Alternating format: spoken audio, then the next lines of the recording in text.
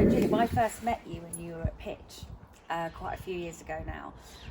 But I find it fascinating that your career has gone through all the different phases, from an association, governing body, agency, brand, venue. Can you talk me through that? Well, I just feel so lucky to work for 30 years in what I call the complete ecosystem of business of sport. So as you said, I've been rights holder side and I've been agency side. I think for me, where my heart lies is on the customer experience piece.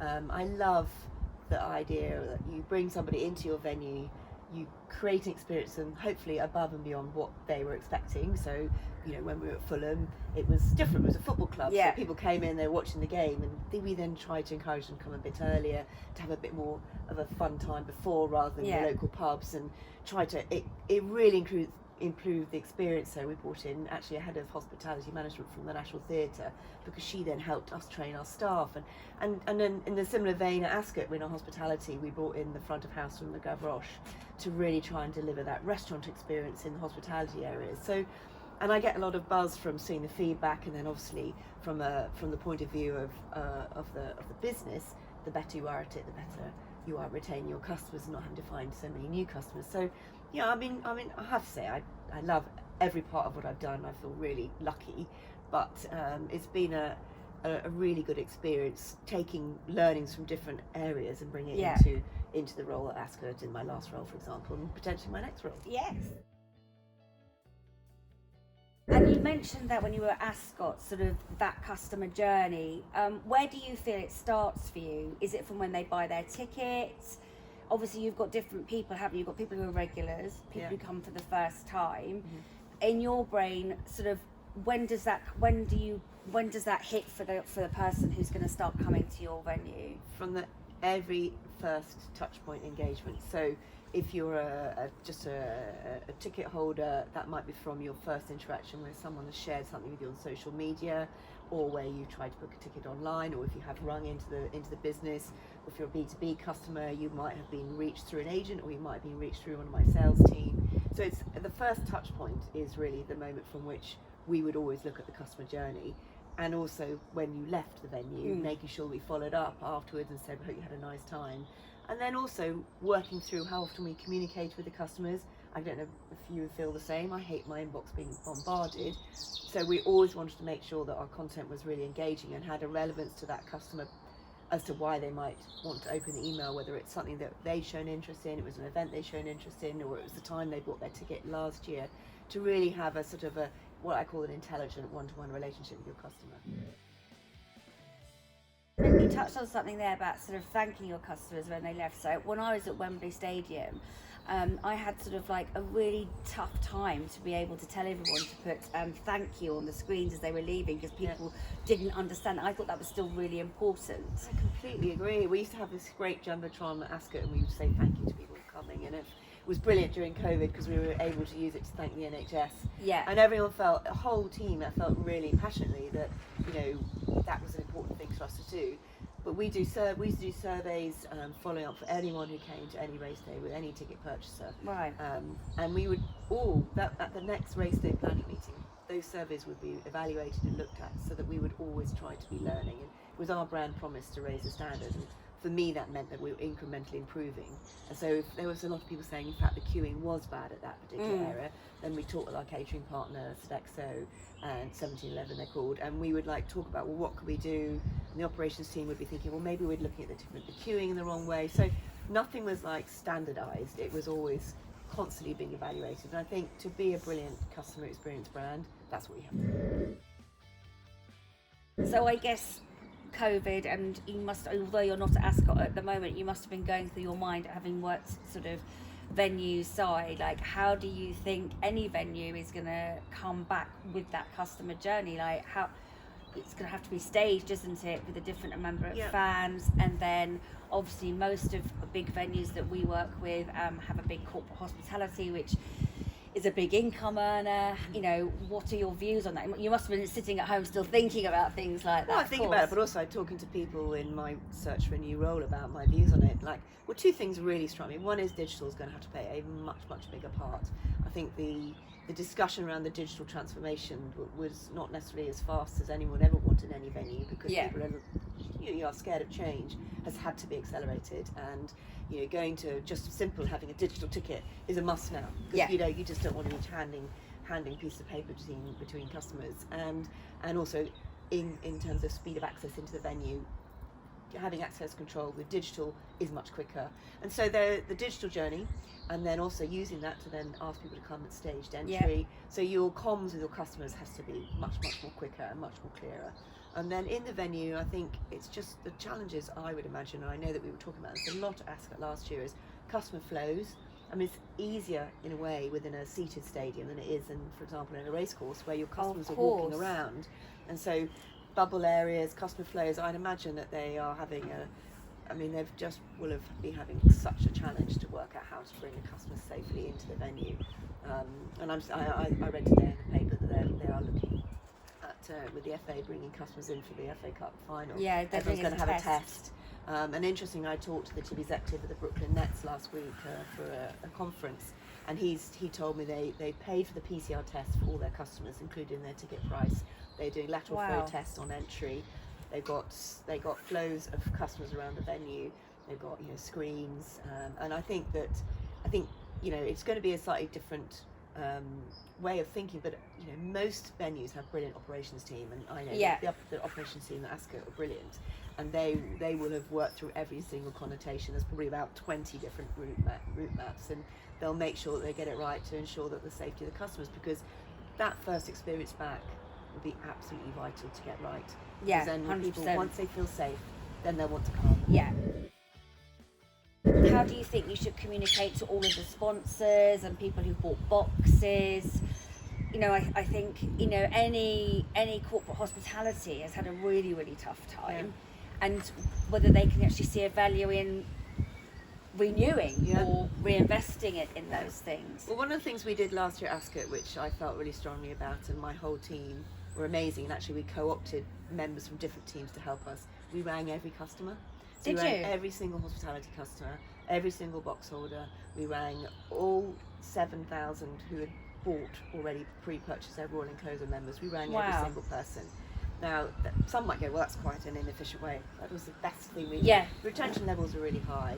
And for me, it's all about communication.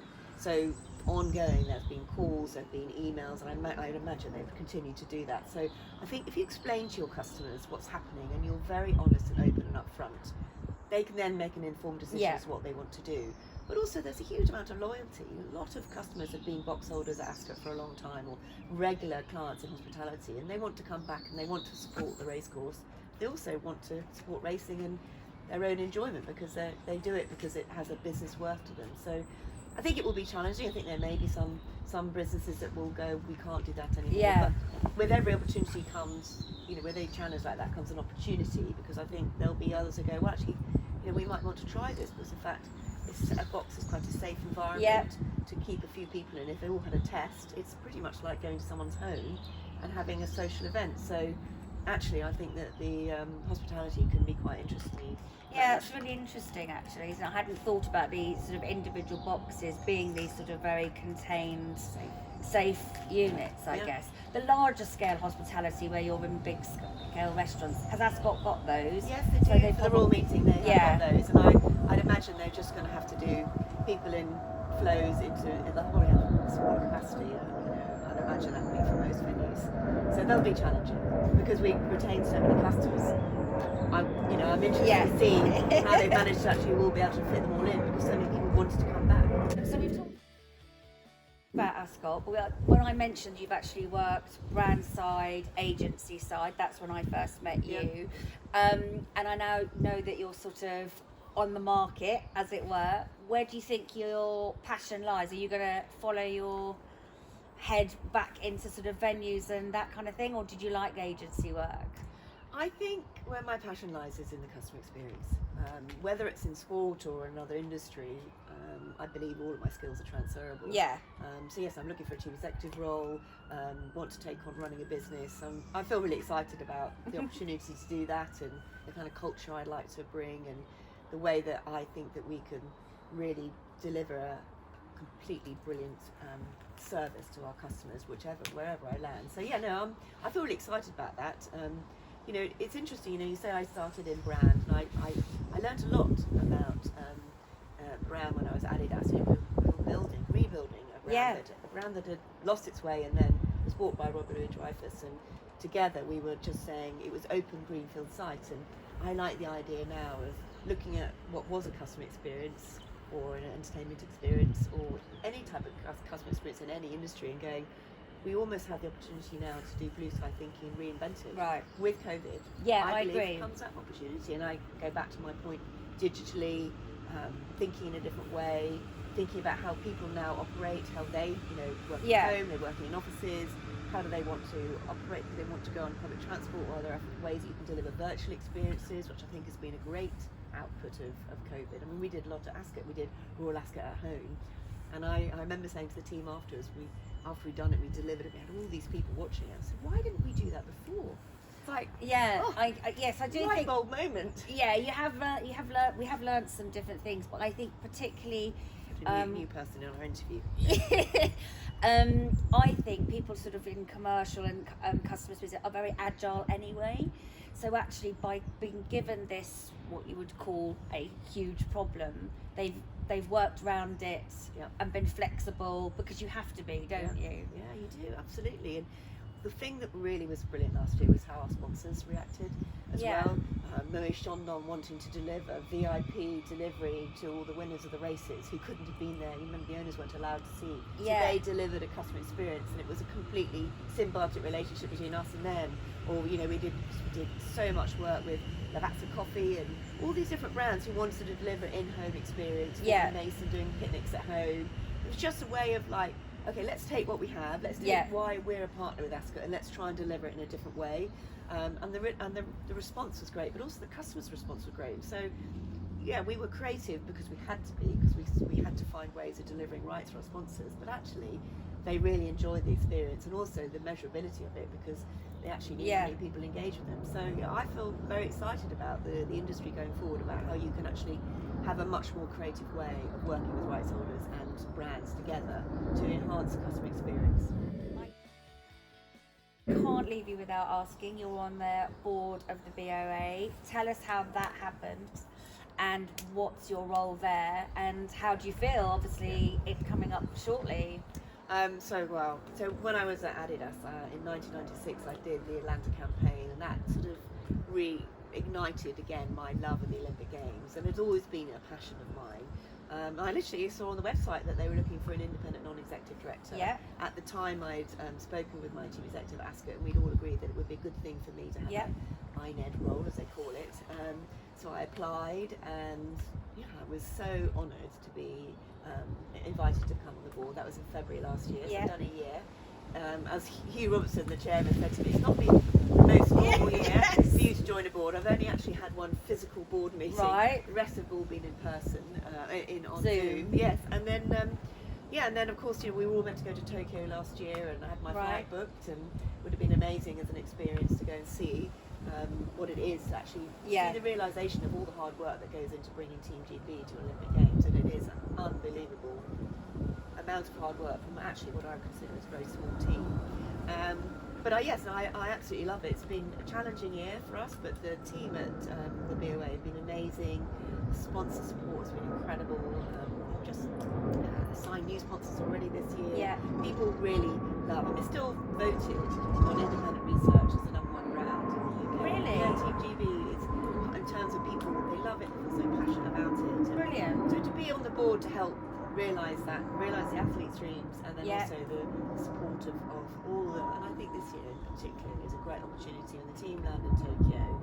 People here at home will have something really special to be excited about after what's been a very tough year for so many people, and athlete achievement and the inspirational stories that come out of the Olympics are really magic, as you know. Absolutely. Magic, aren't they? And people will be inspired, and I hope some of the the younger generation who've been stuck at home and haven't been able to do any sport might be inspired to go out and Yeah. try new things. And so yes, it's a great honour to be part of it.